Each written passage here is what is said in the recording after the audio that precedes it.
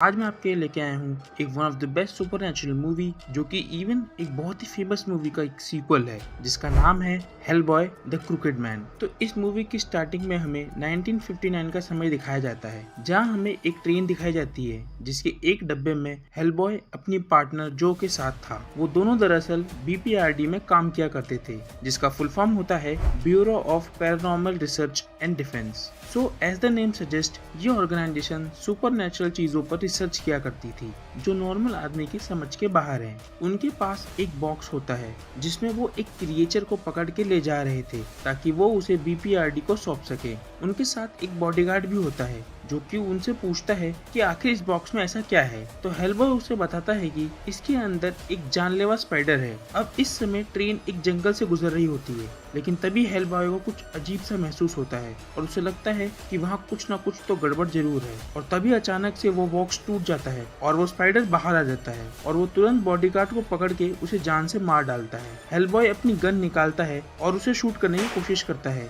लेकिन तभी अचानक ट्रेन का वो डब्बा पलट जाता है और वो जंगल में जा गिरते हैं। वो स्पाइडर हेलबॉय पे अटैक कर देता है और उसे मारने की कोशिश करता है लेकिन हेलबॉय उससे बचते बचाते एक लकड़ी उसके पेट में घुसा देता है। वो स्पाइडर अपने आप को बचाने के लिए अपने साइज को छोटा कर लेता है और जब हेलबॉय उसे पकड़ने के लिए जाता है वो स्पाइडर एक टनल में चला जाता है जिसकी हेल्प से वो वहां से भाग निकलता है। अब जो और हेलबॉय सोचने लगते हैं कि आखिर इस अबेंडेंड जंगल के बीचों बीच वो टनल कैसे आई। वो दोनों कंफ्यूज हो जाते हैं क्योंकि उन्हें पता नहीं होता है कि वो आखिर इस समय कहाँ हैं और उन्हें किसी भी तरह से BPRD को खबर करनी थी कि उनके पास जो स्पाइडर था वो अब भाग चुका है। उनके पास कोई रिसोर्स नहीं होता है जिसकी वजह से वो पैदल ही आगे का सफर तय करने लगते हैं। थोड़ी दूर चलने पर उन्हें एक घर नजर आता है जहाँ एक लेडी खड़ी होती है और ये दोनों उस लेडी से मदद मांगते हैं लेकिन वो लेडी कहती है कि वो लोग इतने गरीब हैं कि उनके पास ना तो फोन है और न ही पैसे। इसके बाद वो दोनों उसके घर के अंदर चले जाते हैं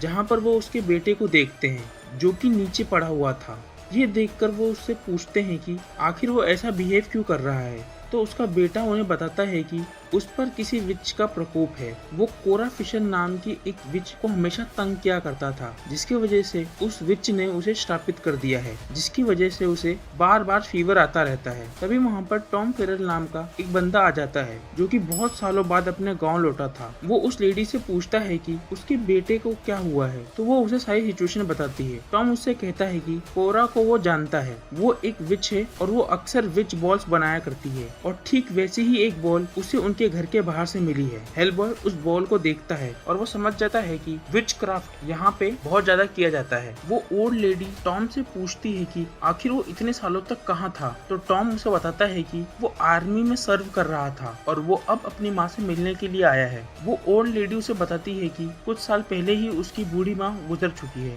ये सुन के टॉम हैरान हो जाता है और उससे कहता है कि उसके पिता कहाँ पर हैं। तो वो उसे बताती है कि उसके पिता गाँव से गायब हो चुके हैं। ये सुन के टॉम वहाँ से जाने लगता है लेकिन जो उसे रोक लेती है और उससे कहती है कि वो लोग भी उसके साथ चलना चाहते हैं क्योंकि उन्हें एक चीज की तलाश है जिसकी मदद से वो उन्हें ढूंढ सकते हैं। और अब आगे का सफर तीनों साथ कंटिन्यू करते हैं। तो आगे क्या होगा? क्या टॉम अपने डैड को ढूंढ पाएगा और क्या हेलबॉय और जो अपना प्रोजेक्ट कंप्लीट कर पाएंगे? और हाँ, मैं आपको बता दूं आगे हमें ये भी पता चलेगा कि आखिर हेलबॉय कैसे पैदा हुआ था और द क्रूकेड मैन उसके बर्थ में कैसे इन्वॉल्व है। ये सब जानने के लिए मैं खुद आपको ये मूवी देखने को रिकमेंड करूंगा। ये सुपरनैचुरल मूवी आपको एक भी मोमेंट के लिए बोर नहीं होने देगी। और अगर आपको इस मूवी का पूरा एक्सप्रेशन चाहिए तो कमेंट में पार्ट 2 लिखना ना भूलें। तो आज के लिए इतना ही, मिलते हैं अगली वीडियो में किसी और इंटरेस्टिंग मूवी के साथ।